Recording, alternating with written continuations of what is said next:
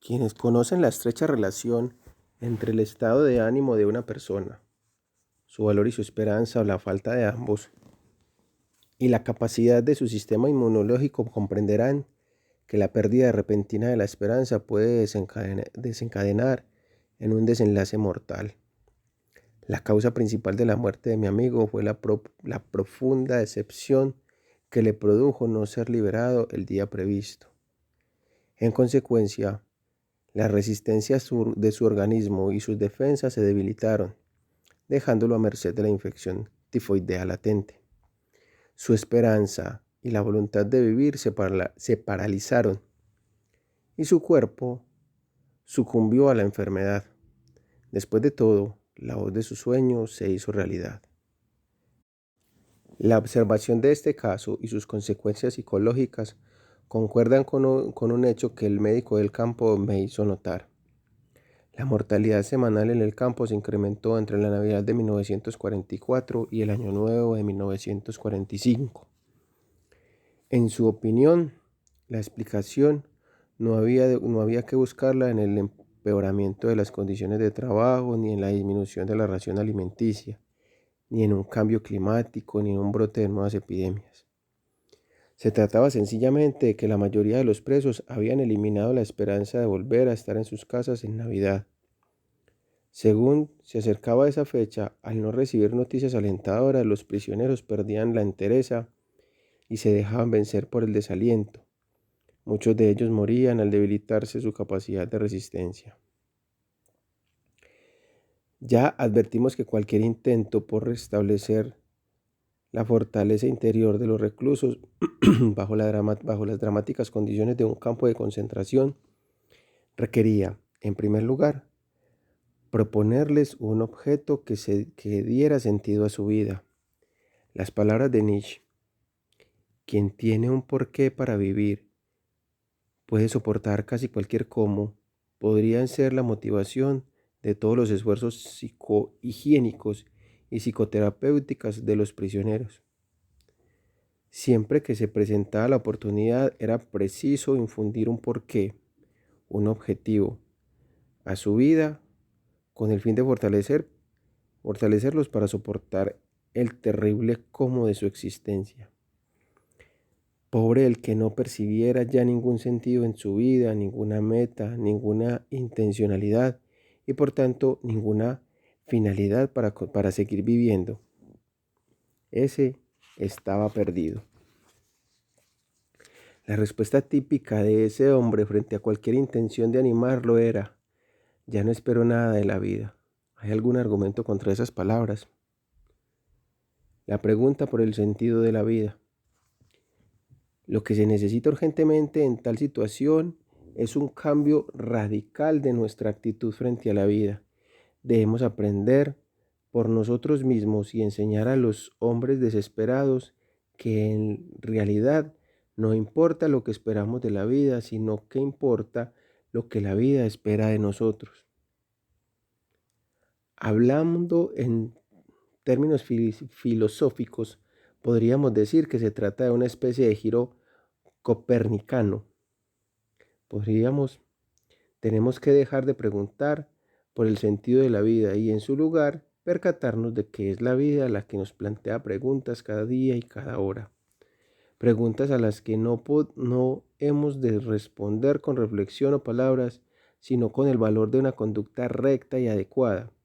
En última instancia, vivir significa asumir la responsabilidad de encontrar la respuesta correcta a las cuestiones que la vida le plantea, cumpliendo la obligación que se nos asigna. Esas obligaciones y tareas, y en consecuencia el sentido de la vida, difieren en cada hombre, en un momento u otro, de manera que resulta imposible concebir el sentido de la vida en términos abstractos. Nunca se podrá responder a la pregunta sobre el sentido de la vida con afirmaciones absolutas. Vida no significa algo vago, sino real y concreto, del mismo modo que las tareas que nos impone son muy reales y concretas. Ellas conforman el destino de cada hombre que es distinto y único para cada cual. El hombre no puede compararse con otro hombre, ni un destino con otro destino. Ninguna situación se repite, cada situación reclama una respuesta diferente. Una situación puede exigir al hombre que se construya su propio destino con determinado tipo de acciones, que aproveche la oportunidad y lo trace simplemente contemplándolo y vivenciándolo. O también puede ser que se le pida sencillamente aceptar su destino, cargar con su cruz. Cada situación es única, irrepetible y para cada una existe una única respuesta adecuada. Cuando un hombre descubre que su destino es sufrir, ha de aceptarlo porque el sufrimiento se convierte en su única y singular tarea. Es más, tendrá que llevar a la conciencia de que ese destino doloroso le otorga el valor de una persona única e irrepetible. Nadie puede redimirlo de su sufrimiento ni sufrir por él. Sin embargo, es su actitud frente al dolor donde reside la posibilidad de conseguir un logro excepcional. Para nosotros, los prisioneros del campo de concentración, estos pensamientos no constituían en absoluto especulaciones alejadas de la realidad, sino que eran los únicos pensamientos capaces de liberarnos de la desesperación, incluso cuando ya no vislumbrábamos ninguna perspectiva de salir vivos de allí. Ya habíamos superado la ingenua etapa de creer que el sentido de la vida consistía en alcanzar un objetivo a través de la creación de algo valioso. Nuestro sentido abarcaba los amplios círculos de la vida y la muerte, del sufrir y del morir. Ahí entablaba nuestra lucha. El sufrimiento como logro. Cuando se nos reveló el significado del sufrimiento, rehusamos aliviar las torturas del campo a fuerza de reprimirlas en nuestras mentes o de engañarnos abrigando falsas ilusiones o eliminando un optimismo simulado. Asumimos el sufrimiento como una tarea a la que no queríamos dar la espalda ya.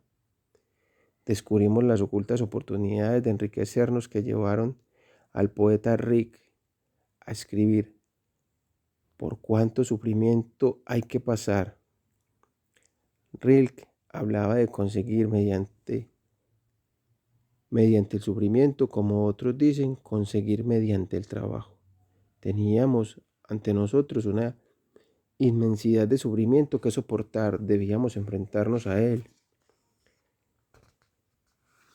intentar reducir al mínimo los momentos de fallecimiento y lágrimas, pero no había que avergonzarse de las lágrimas, pues ellas testimonian la valentía del hombre, el valor de enfrentar el sufrimiento. No obstante, muy pocos lo entendían. Algunos confesaban con vergüenza haber llorado. Un compañero, al que le pregunté cómo había conseguido curarse del edema, me dijo azorado: lo expulsé del organismo con mis lágrimas.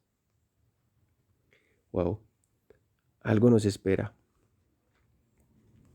Siempre que se podía, se aplicaban en el campo fundamentos de psicoterapia o de psicohigiene, tanto individual como colectivamente. Los intentos de psicoterapia individual a menudo constituían una especie de tratamiento para salvar la vida. Las acciones terapéuticas se reducían en general a evitar los suicidios. Una de las leyes más estrictas del campo prohibía cualquier acción que pudiera impedir que un hombre se suicidara. Por ejemplo, no se permitía cortar la soga de un hombre que quería ahorcarse. Por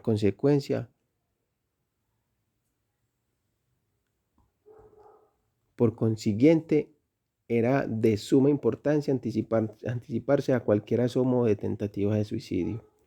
Recuerdo 2 casos frustrados de suicidio que guardan una sorprendente semejanza. Ambos prisioneros habían manifestado su intención de suicidarse y aducían el típico argumento de no esperar nada de la vida. En ambos casos, la terapia, según lo expuesto, consistía en hacerles ver que la vida sí esperaba algo de ellos, Algo les esperaba en el futuro. Resulta que para uno de ellos era su hijo, al que adoraba y al que lo esperaba en el extranjero. En el otro la vinculación no era con una persona, sino con su obra. Era un científico que había iniciado la publicación de una colección de libros aún inconclusa. Nadie más que él podía acabar el trabajo. Así que como nadie podía reemplazar el padre, así como nadie podía reemplazar el padre en el afecto por su hijo. Esta unicidad y singularidad que diferencian a cada individuo y que confieren un sentido a su vida se fundamentan en el trabajo creador y en la capacidad de amar. Cuando uno se percata de la imposibilidad de sustituir a una persona, la responsabilidad que el hombre debe asumir ante el sentido de su existencia y su continuación aparece en toda su magnitud.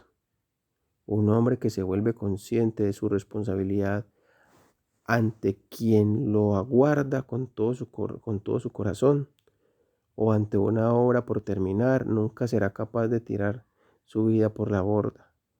Conoce el porqué de su existencia y podrá soportar casi cualquier cómo.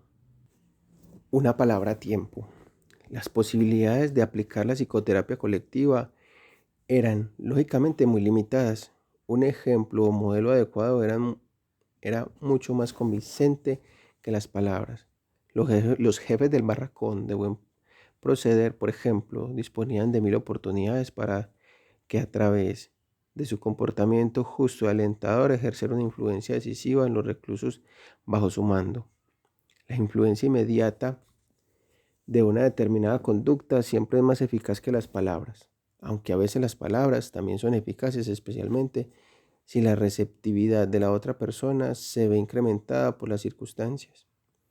Recuerdo un instante que me permitió realizar una labor psicoterapéutica con los prisioneros de un barracón entero, en forma de un discurso colectivo, gracias a que una situación concreta aumentó la necesidad de confianza.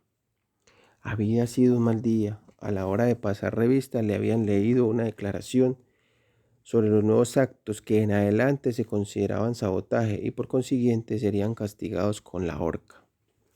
Entre las faltas incluían menudencias como cortar pequeñas tiras de las viejas matas para vendernos los tobillos y otros robos menores. Días antes, un prisionero al borde de la inanición había robado de un almacén de víveres unos kilos de patatas. El robo se descubrió y algunos prisioneros conocían al infractor. Las autoridades del campo ordenaron la entrega del culpable. En caso contrario, todos pasarían un día entero sin probar bocado. Por supuesto que los 2500 prisioneros preferimos callar.